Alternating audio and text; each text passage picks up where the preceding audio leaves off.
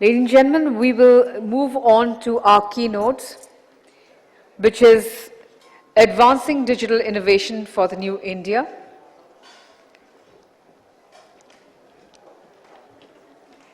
And our keynote speaker is Mr. Shailender Kumar. He's the Vice President Regional MD, India, NetSuite and NetSuite JPAC Oracle. Before I invite him onto the stage, I will take a couple of minutes to introduce him before you. Mr. Shailender Kumar is currently the Senior Vice President, Regional Managing Director, India and NetSuite JPAC, responsible for driving business and customer success through NetSuite solutions across Asia-Pacific region. He is a committed leader with more than 30 years of experience building successful teams and running successful businesses.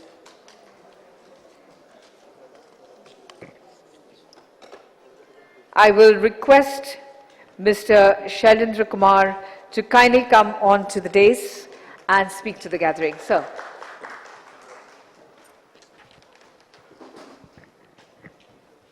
Thank you. Thanks for the lovely introduction. Gavaskar didn't get it, I did. So thank you. Thanks, Mr. Mukherjee, for giving us this opportunity. Absolute pleasure to be here today, talking about advancing digital innovation. And thanks, Khalida. I couldn't see him. Khalida told me around 2 months back, and I made it a point to be here today. So let me talk about how things are changing and some of the things we also discussed in the morning. The world is becoming really uncertain. You talk about geopolitical tensions, you talk about inflation, you talk about costs, talk about interest rates, talk about energy challenges. Things have been different. And things went to the extent then people started talking about the customer demand is going to be really bad. And everyone is looking towards slowdown. And then you see what happened last week during the Black Friday sale. That kind of thing, 9 billion in a day, that kind of shopping has never happened. So world is uncertain. World is changing. We don't know how things are going to unfold. But the moment you come towards India, things are looking much better, though changing very, very aggressively in a very positive way. What we see is the digital revolution happening in the country. You talk about e-payments or digital payments, which are picking up by the day, and some of the examples I'll speak about. You talk about digital education and how digital education has picked up. Again, it's been such a big game changer. You talk about digitally how agriculture is getting driven. You talk about rural development, and everywhere it's digital, it's getting affected. But overall, from the country standpoint, the demographic dividend is really paying off. The way our Gen X, Gen Y, they have been coming and embracing all tools has been such a big game changer. The number of internet connections, number of smartphones, the way they're emerging, that's really helping the digital journey to go and move very, very fast.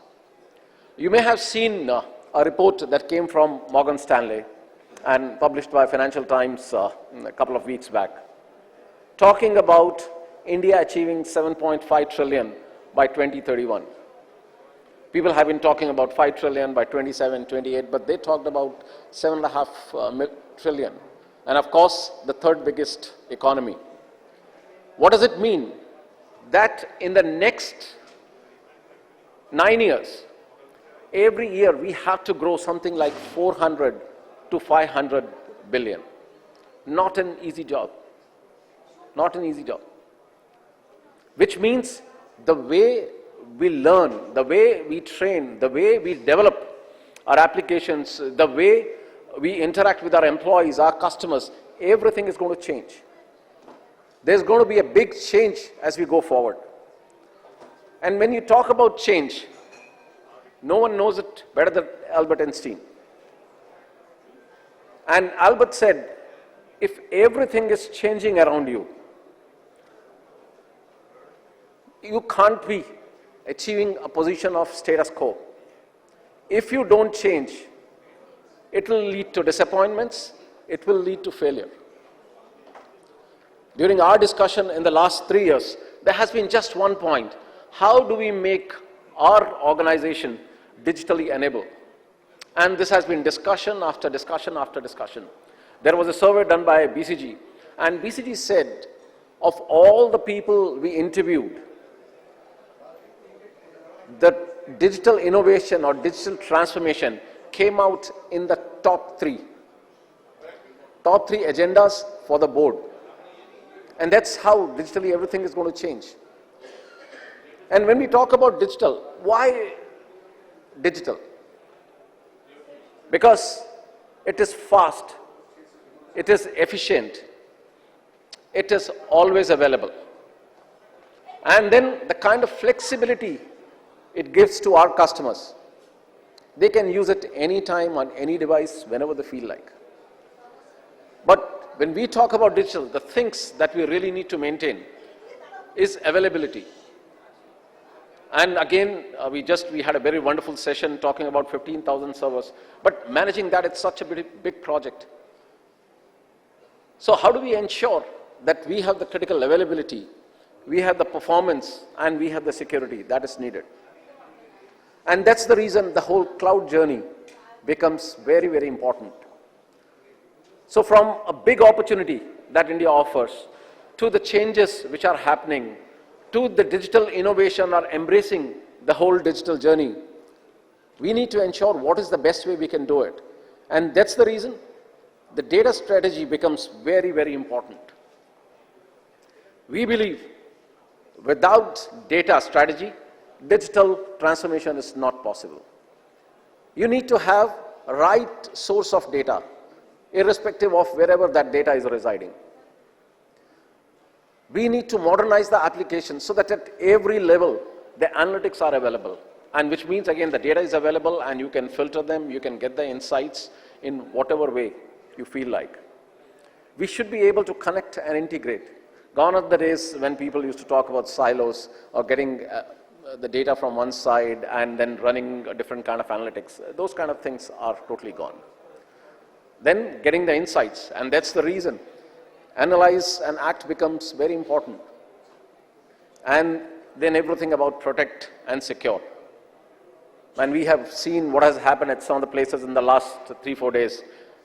If your infrastructure, your platform is not secure, it's going to go for a toss. But what is the kind of security you can provide in-house compared to a hyperscaler like us, where you have thousands and thousands of customers already located?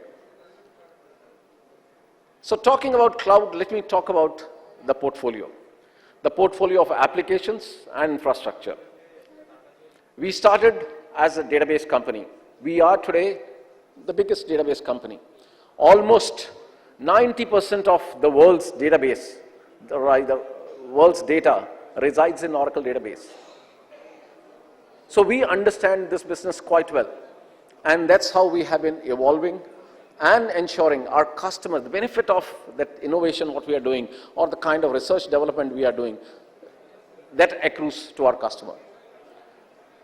As started as database, then we went to the middleware, then to various applications, and then in the last 10 years, we have spent almost $75 billion to redesign what we call the fusion applications, talking about enterprise resource planning, enterprise performance management, human capital management, customer experience, and the list goes on and on and on. But on top of that is the layer which is the vertical application layer. And that again has been a big game changer. And when you talk about digital, if you don't have these kind of applications, then the journey is not complete. You are then doing in bits and pieces.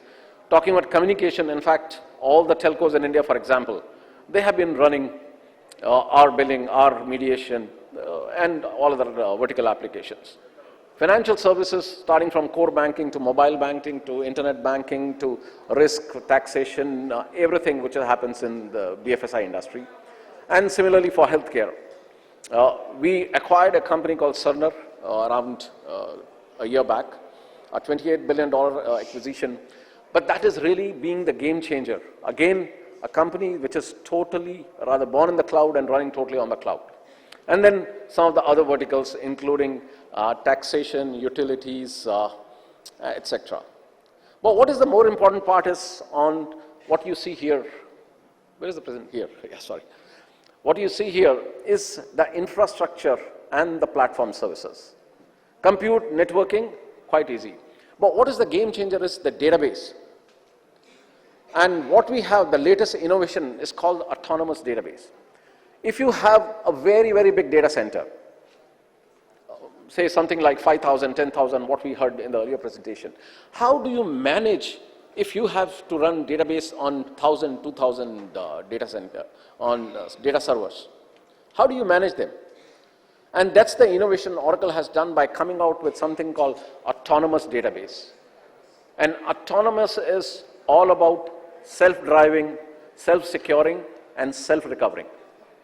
Think about a scenario, our data center that has 4,000, 5,000 customers. Anything happens, it's going to be a disaster. But at the same time, how many people you can have to manage those 5,000 customers or thousands and thousands of servers? So autonomous has been a big game changer. After autonomous database, we came up with autonomous Linux. And again, a big, big, big success globally. And now we are running towards making all our services autonomous. Because as users, someone who's running the data center, you need to focus on your core application, core job, rather than managing these things. And the other thing, the most important part is security. Security is in our DNA. And many of you will know that Oracle started because of a project from CIA. And that's the reason every bank in India for sure runs Oracle. Every telecom company, every mission critical application which is provided by government, all of them use Oracle. Because we don't have security as a bolt-on. That will be a failure if we design everything and then talk about how we are going to make everything secure. In our case, we make it at every layer. It is inherent at every layer. And that's the reason it's such a big game changer for us. Talking about Fusion applications.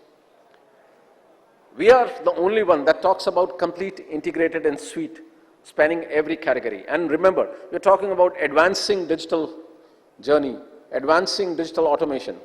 Things will be different that you have ERP that doesn't work with HCM, or you have HCM that doesn't work with, say, supply chain. Things will be totally different. And then the kind of experience we have created. You have ERP, you have supply chain, you have human capital, but what's the kind of experience you're giving it to the customer? On one side, your employees are clamoring, give us digital, give us digital, give us the complete flexibility, but at the same time, same kind of experience you need to give it to your customers. And then talking about AI to automate tasks or IoT bots. The other application is NetSuite, which I run as a line of business, which again is a big game changer. That is primarily for small and medium businesses. And not just an accounting software, everything that is needed from an enterprise resource planning. Startups, almost 65% of the startups who have gone to IPO use NetSuite. And we have many, many examples in India. Maybe sometime in the evening we can have a discussion on that. Overall, 40 Oracle Cloud Infrastructure regions. We have the highest. There is no other hyperscaler who has 40. Another 9 coming up next year. But what is the more important part is the interconnect. The interconnect part, which is a big game changer. And this is the discussion that happened between our chairman, Larry Ellison, and Satya Nadella. What they said, what our customers are asking? Our customers are asking that I need to have an environment where you have Microsoft on one side and you have Oracle on the other side. But I don't want to go to different places. Why you guys connect them? And that's how it started. So already 12 regions have got interconnected, and slowly it's happening globally. So you can run Oracle from a Microsoft console. Oracle database residing in our data center, or any kind of analytics that you can want to do from Oracle onto the Microsoft data center, those kind of things are possible.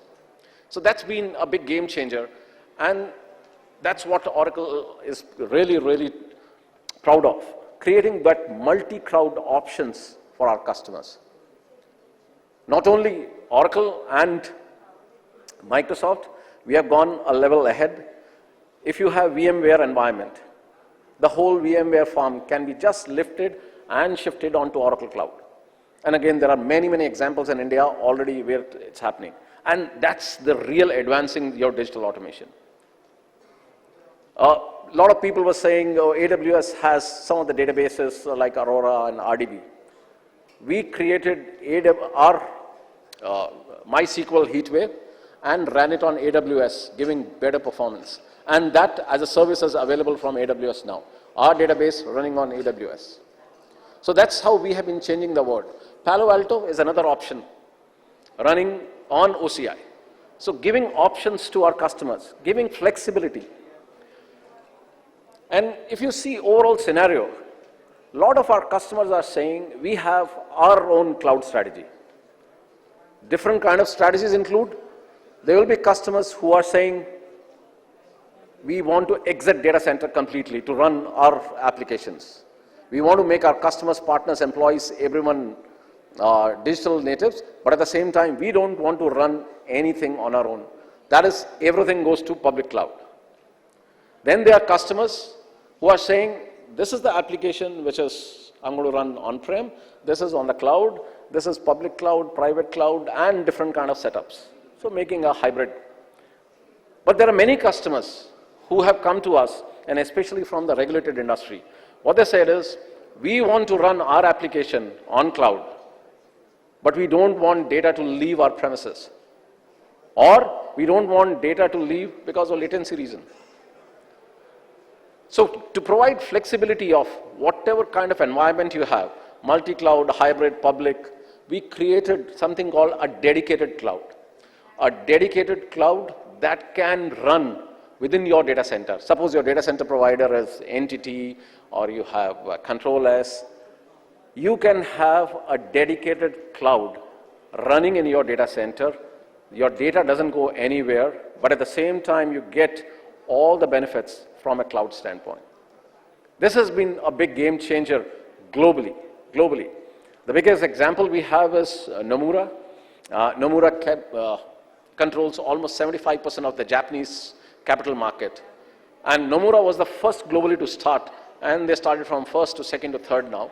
And now we have more than 500 customers globally who have gone for this kind of dedicated. Let me talk about examples of how we have been helping organizations advancing their digital journey.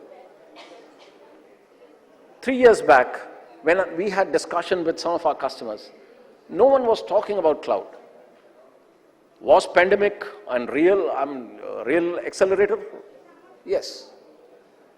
Otherwise, they had their journey planned for 5 years, 10 years.